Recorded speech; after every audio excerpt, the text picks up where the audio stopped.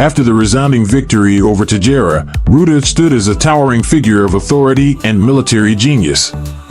The conquest had solidified his reputation, but the conflict had also left him physically marked. A bandage wrapped tightly around his hand, a memento from his intense battle with Husey, served as a reminder of the personal costs of leadership. However, Ruda's mind was far from the injuries he had sustained. He was already looking ahead, strategizing for the next phase of his campaign, the impending conflict with Leonias. In the aftermath of Tajera's downfall, Ruda called a meeting of his top generals and soldiers. The mood in the room was charged with a mix of triumph and anticipation. The guerrillist forces, having tasted victory, were eager to continue their march across the continent.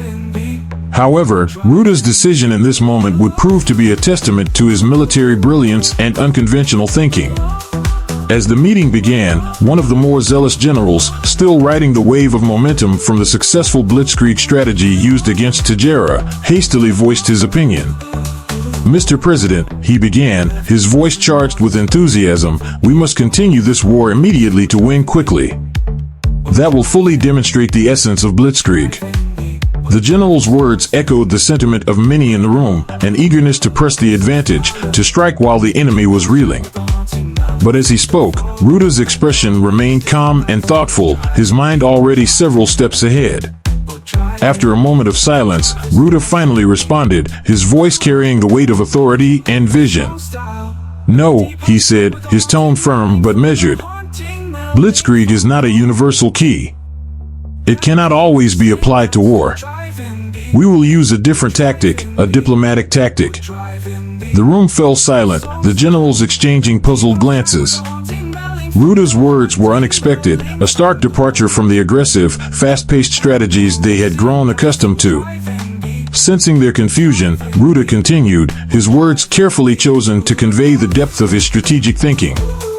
"Do you know why we chose to destroy the magnificent cities of Tajera?" Ruda asked, his gaze sweeping across the room. "Why must our artillery kill tens of thousands of people?" The generals listened intently, waiting for their leader to reveal the logic behind his seemingly brutal tactics. "I wanted people to be afraid," Ruda explained, his voice devoid of emotion. "Afraid of war. Afraid of separation. Afraid of confrontation with the guerrillists. Afraid of destruction." His words hung in the air, a chilling rationale that made the generals shift uneasily in their seats. Ruda's strategy had been rooted in the psychological impact of war, using fear as a weapon to break the will of his enemies before a single bullet was fired.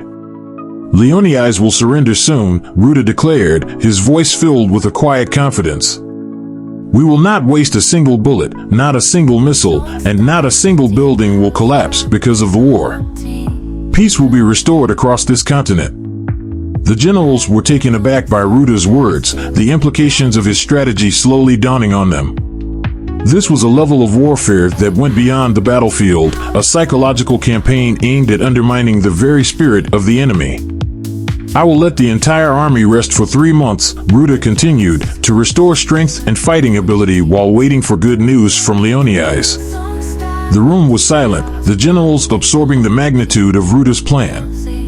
It was a strategy that defied conventional military thinking, one that prioritized patience, psychological warfare, and the long-term goal of continental dominance over immediate, violent conquest. Ruda had not only planned to defeat his enemies through sheer force, but to conquer their minds, to make them capitulate without the need for further bloodshed. It was a strategy that required immense discipline and foresight, qualities that Ruda had in abundance. As the generals left the room, the initial skepticism they had felt was replaced by a profound admiration for Ruda's military genius. His ability to adapt, to think several steps ahead, and to harness the power of fear as a weapon had solidified his position as a leader unlike any they had ever seen. The 3-month hiatus was no longer seen as a period of inactivity but as a calculated move, a diplomatic gambit that would likely bring Leonias to its knees without the need for another devastating war. Ruda's decision was a masterstroke, a demonstration of the importance of flexibility in military strategy and the understanding that the greatest victories are often won before a single shot is fired. The art of war and peace marked the dawn of a new phase in Ruda's campaign, a phase where the lines between war and diplomacy blurred, and where the psychological battlefield became just as important as the physical one. As the continent waited with bated breath, the echoes of Tajera's fall served as a powerful reminder of the might of Guerillist and of the man who had become its most formidable weapon. The storm before surrender. The skies over Leonias darkened with an ominous weight as the threat of guerrillist aggression loomed ever closer. The air was thick with anticipation, charged with the dread of an inevitable conflict that would determine the fate of the nation. In the heart of the capital, President Lysen sat at his desk, staring at the stark letter that had arrived through diplomatic channels, a missive from Ruda himself, bearing an ultimatum that would shape the course of history. The letter was succinct, its message clear: unconditional surrender, or witness the magnificent cities of Leonias reduced to rubble. The ultimatum was not limited to the destruction of infrastructure. It carried a chilling promise that every military general and senior leader would face the guerrillist blade, and their families would be condemned to the same fate. No sanctuary, no mercy, only death. President Lysen felt the weight of this threat press down on him like a vice, squeezing the air from his lungs. He knew that he could not make this decision alone, so he summoned his top military generals and senior leaders to a meeting in the grand chambers of the presidential palace. The room, usually a place of order and control, quickly became a cauldron of clashing opinions and heated debates. "We cannot surrender to these guerrillists." General Merrick's voice boomed across the room, his fists slamming down on the table with the force of his conviction. His eyes burned with a righteous fire, reflecting his unwavering belief in the sanctity of Leonias' autonomy. To do so would be to betray everything we stand for: the autonomy, the freedom, the dignity of our nation. General Merrick's words struck a chord with many in the room.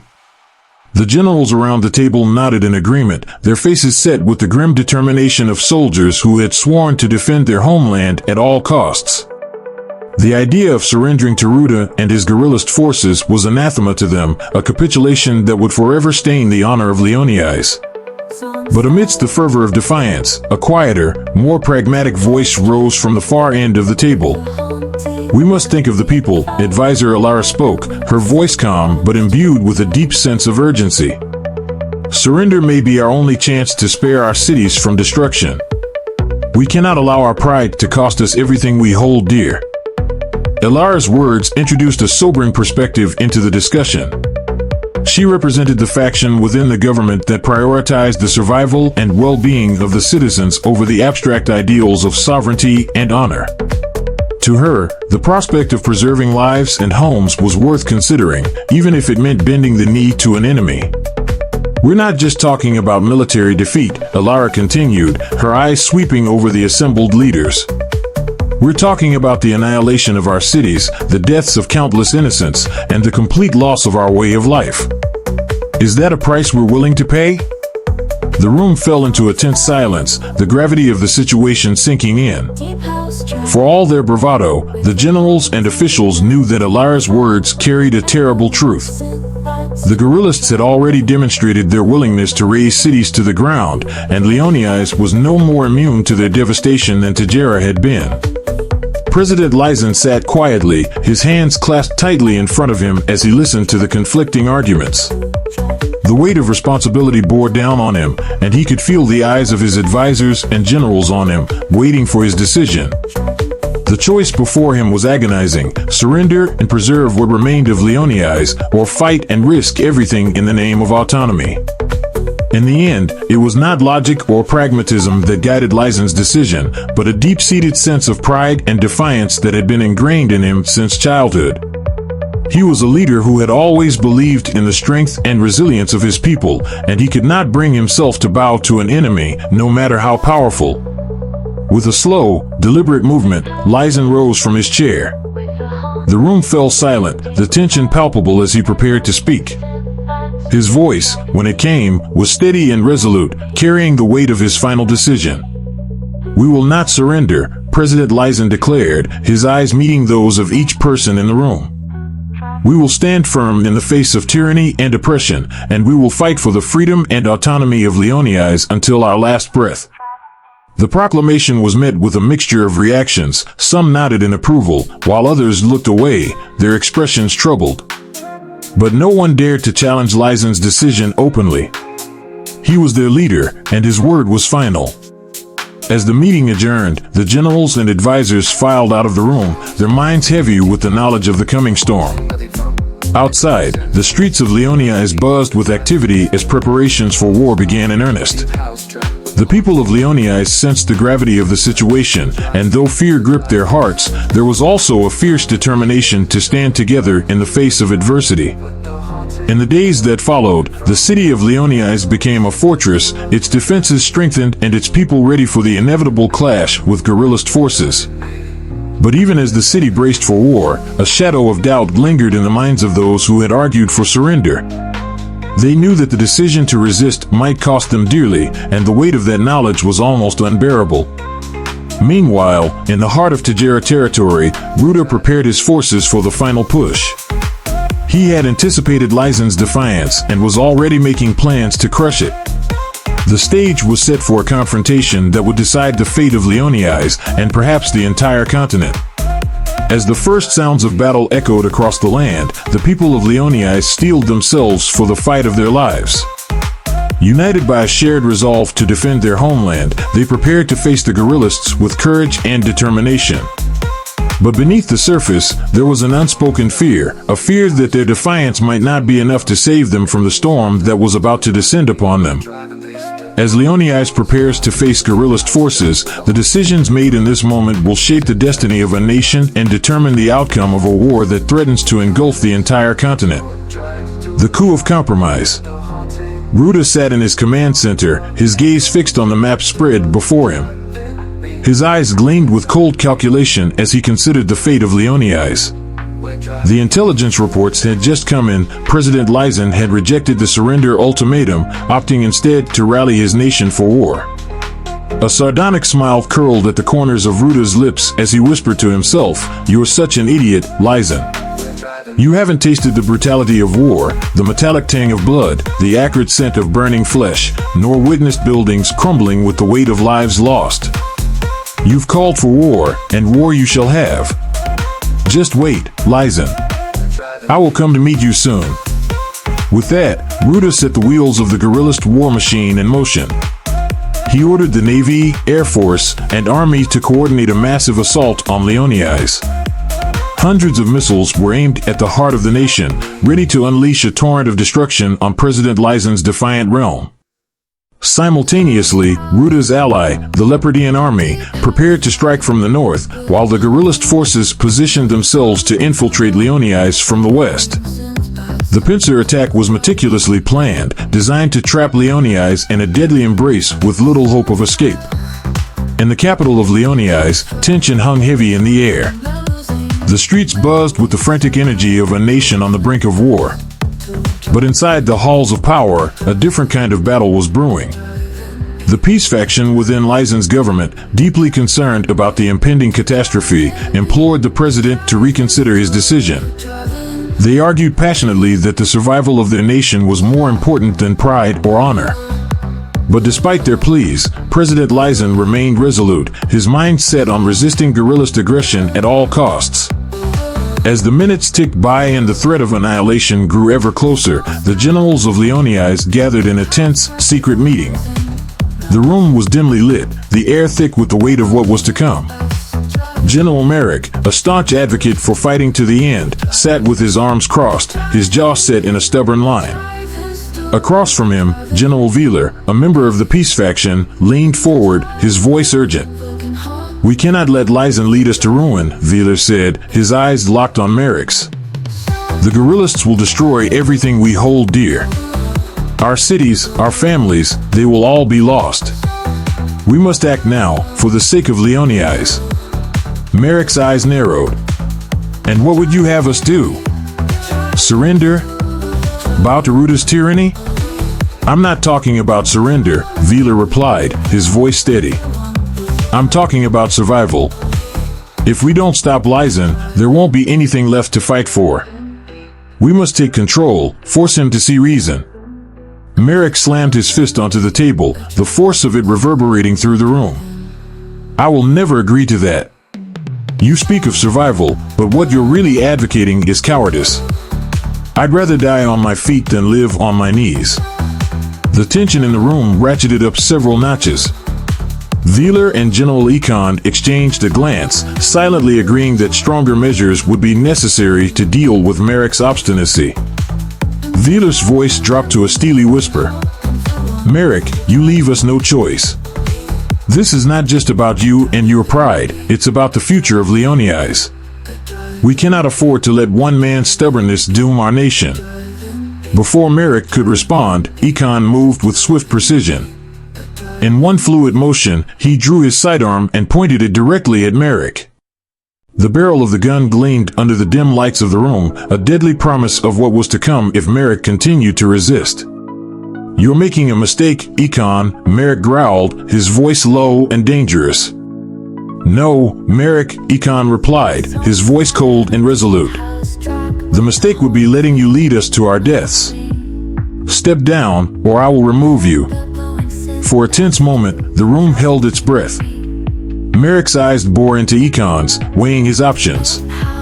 He knew that the peace faction was serious, that they were prepared to use force to achieve their ends. But the thought of surrendering, of allowing Ruta to dictate the terms of their defeat, was anathema to everything he stood for.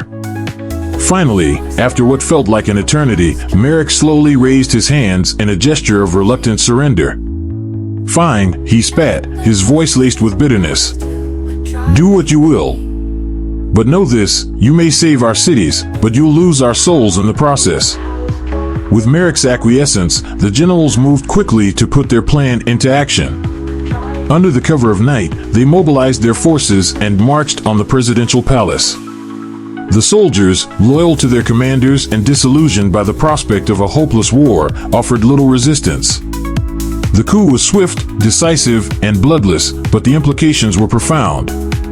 President Lysen, stunned by the turn of events, was quickly subdued and brought before the generals.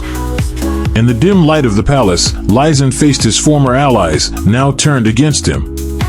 His eyes were filled with disbelief, but the generals offered no room for negotiation.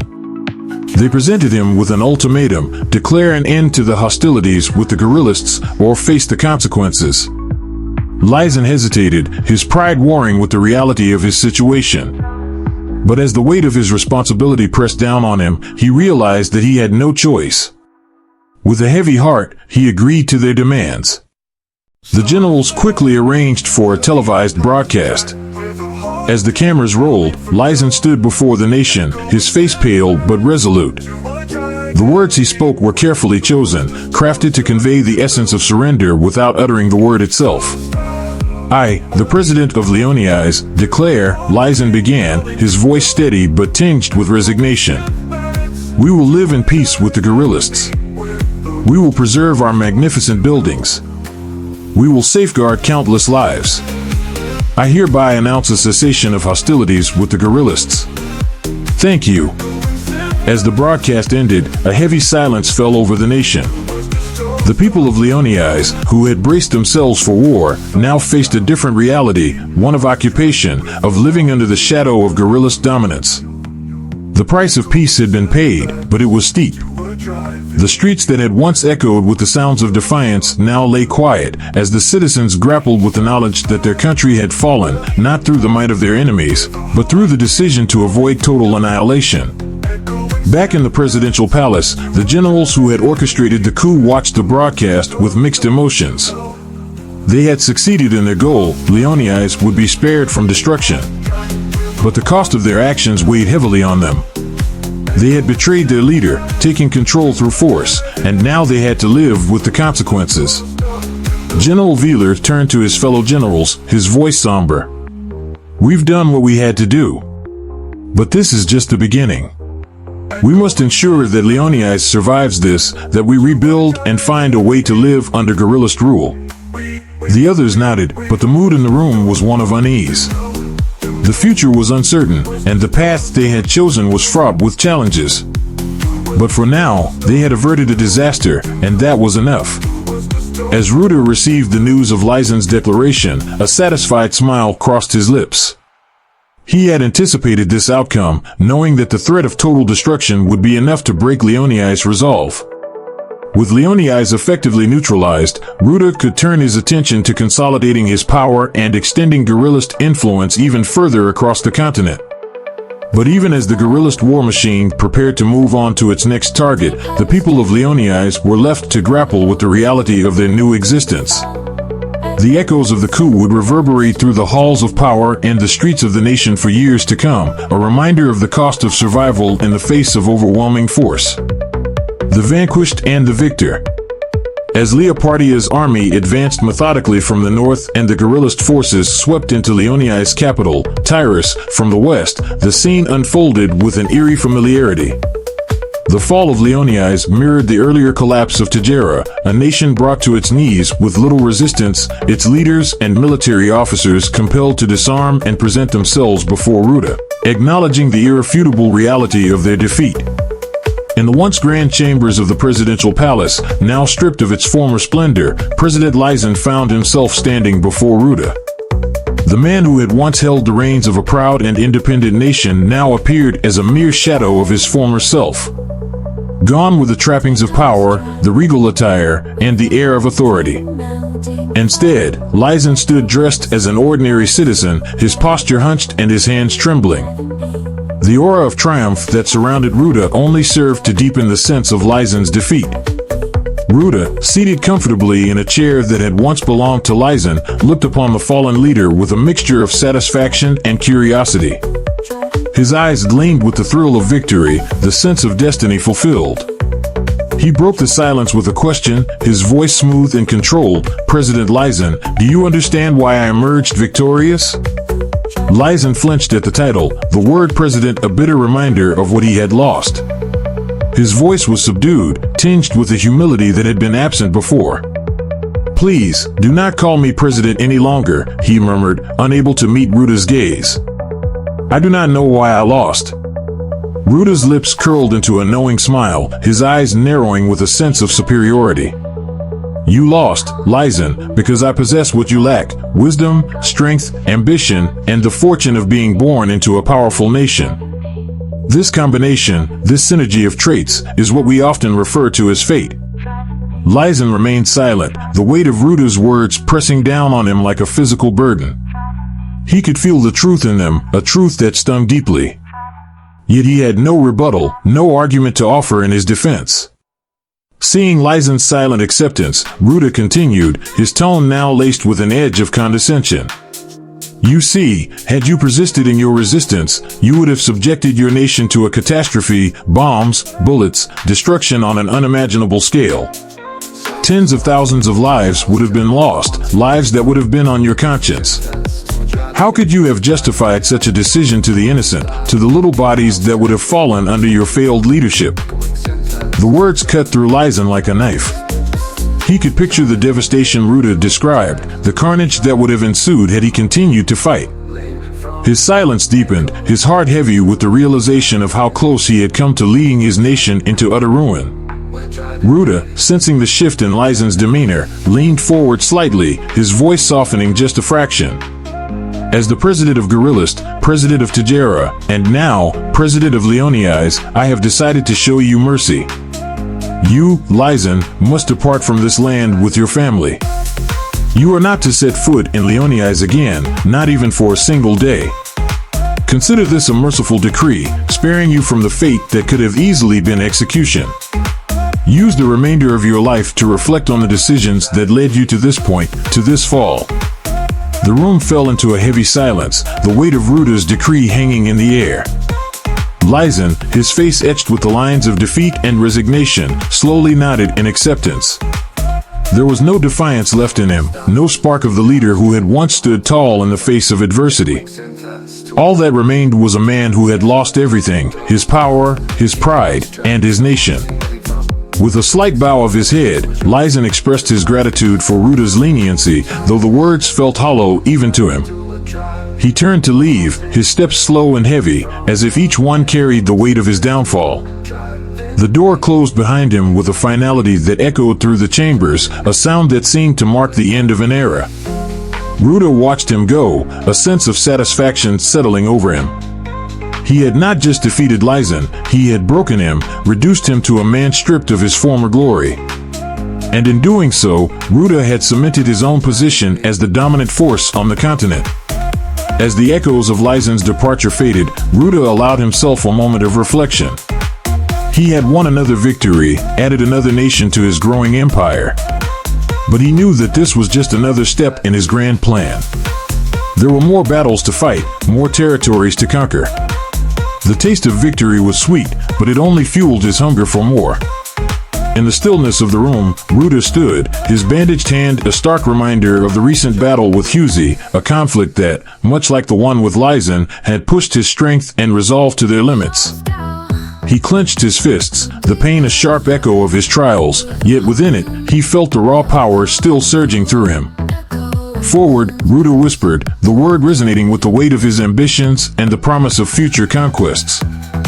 There was no time to rest, no moment to linger on past victories or defeats. The future beckoned, and with it, a destiny he was determined to mold with his own hands.